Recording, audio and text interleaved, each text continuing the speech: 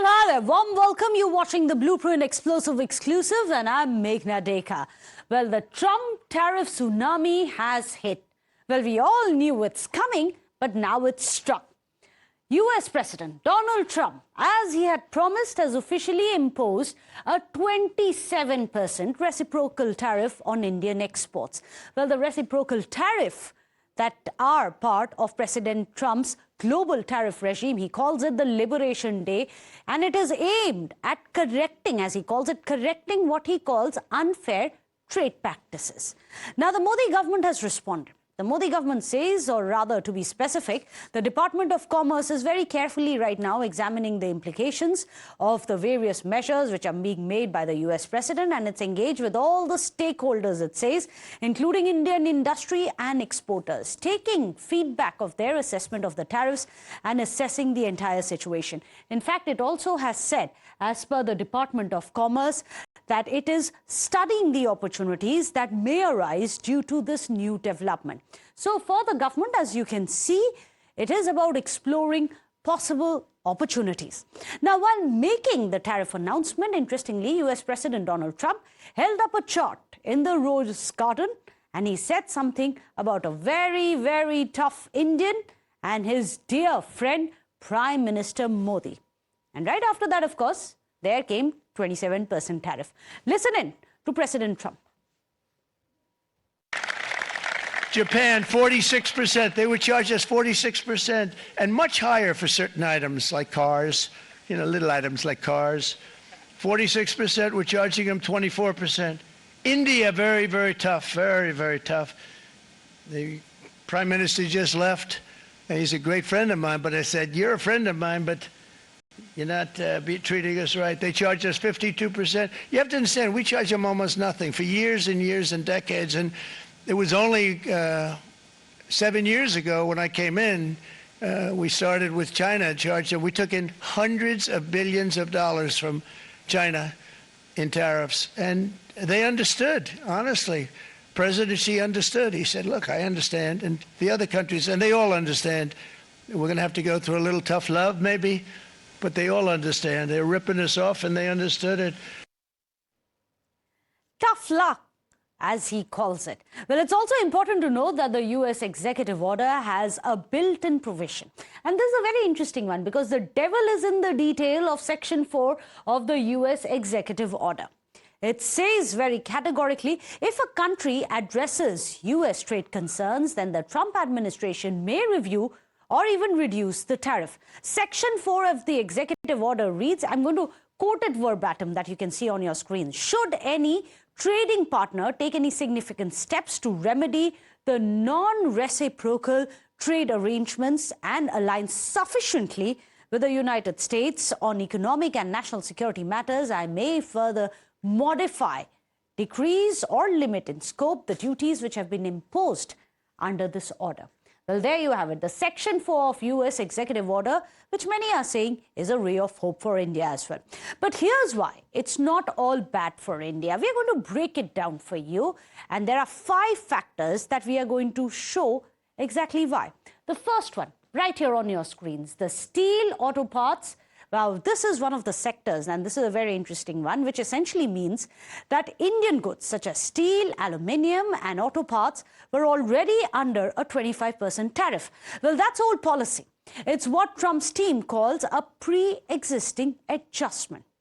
Also, there is the pharma, semiconductors, which have been exempt from tariffs. Now, this is critical because some of the critical sectors that you can see on your screens are completely exempt from the new tariff.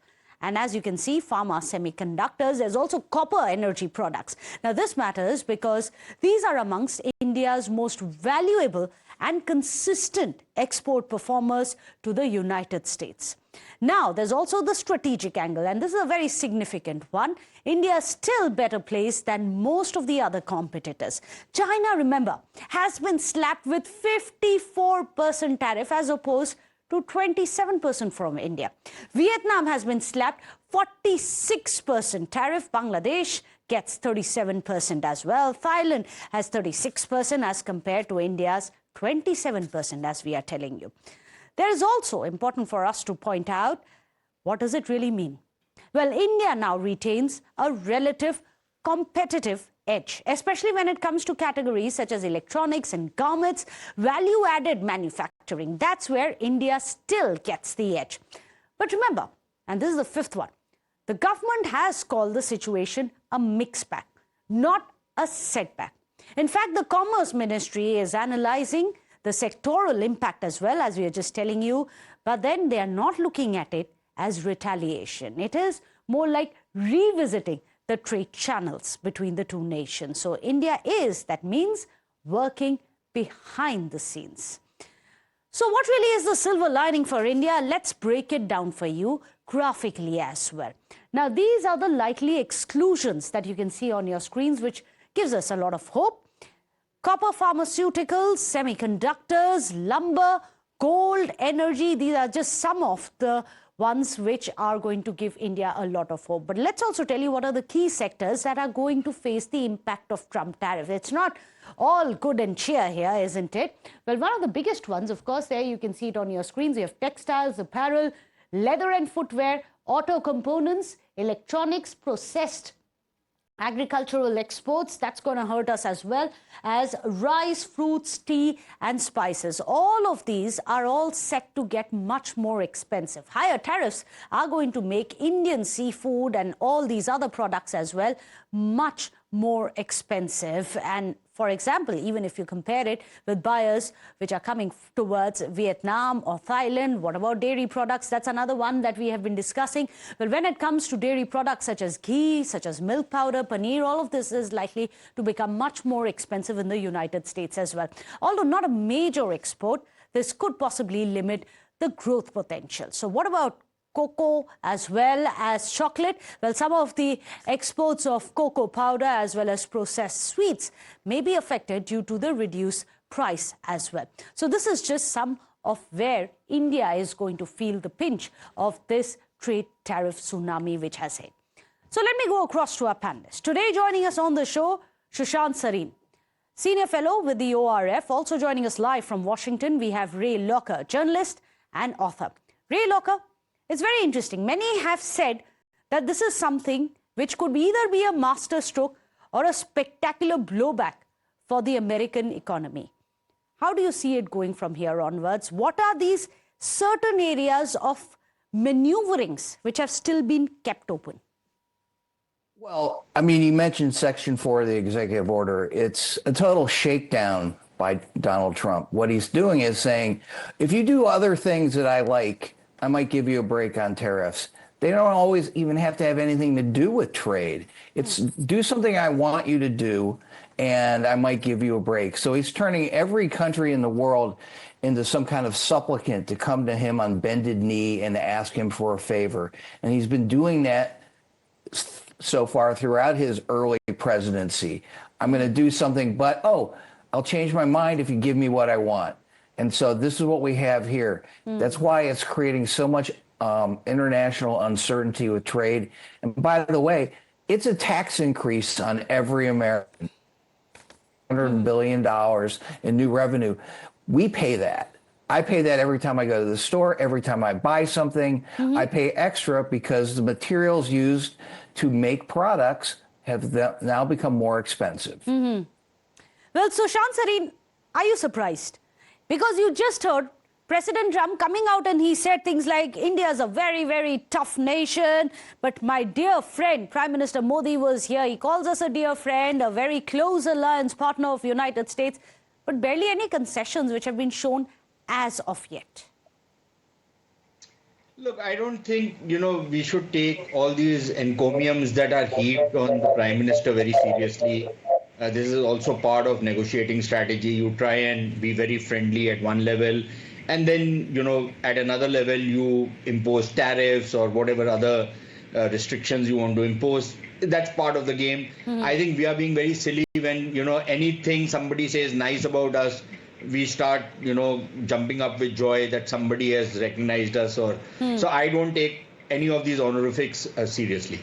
But on the main issue, I think what we have to recognize is that I think the Ministry of Commerce also in its press release says that, look, there are going to be opportunities for us. The question, however, as an Indian I have to ask myself is, are we in a position to scale up and step up to benefit from whatever opportunities are going to come our way because of certain tariffs much higher than what are being imposed on us, which are being imposed on certain countries which are competitor nations as far as India is concerned, whether it's on textiles, whether it's on other labor-intensive goods.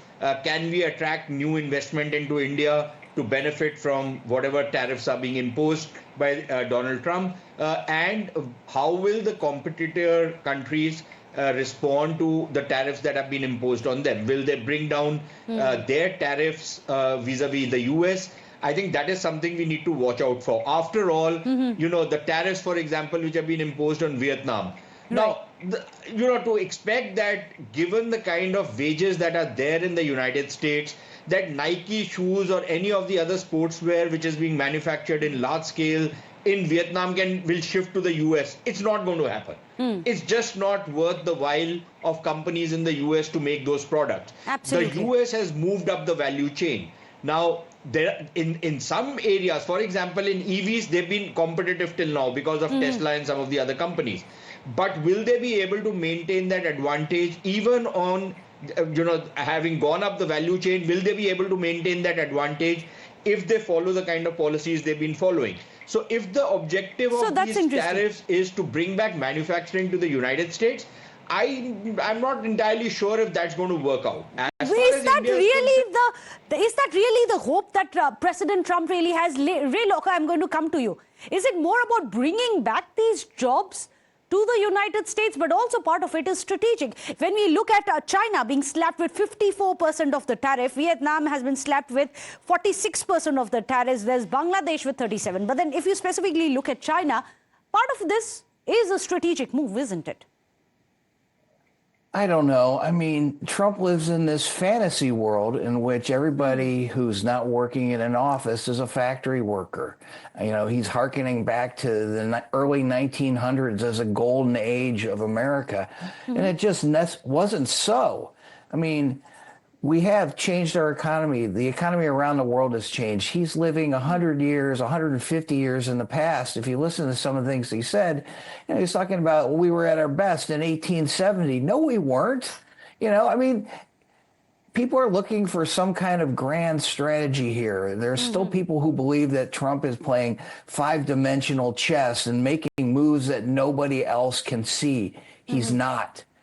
The guy is a convicted felon. He should be in prison. He doesn't know what he's talking about. Everybody in the world said, tariffs are going to bring us into a recession. They're going to cause problems. They're a tax increase on the U.S. people. And he's like, no, they're not. He thinks other countries pay tariffs, not me, not other Americans. He doesn't know what he's talking about. And so the troubling thing is you're an American, you're in the world finance sector, whatever, and you're watching a person doesn't know what he's talking about, doing things that are damaging to the world. But right now, global markets, I'd at least agree with you on that part. Global markets have gone into a tizzy. We are watching ours very closely as well. But, all we can hope for is that there are backdoor talks which are happening, negotiations which are currently on, because there are those caveats which have been left behind. The Indian Commerce Ministry has come out and said this is a mixed bag. It's not really a strike, it's a mixed bag. We'll cling on to that hope. Thank you so much, Sushant Sareen, for joining us, as well as Ray Loka. Pleasure to have you on the show. With that, a short break. Don't go anywhere.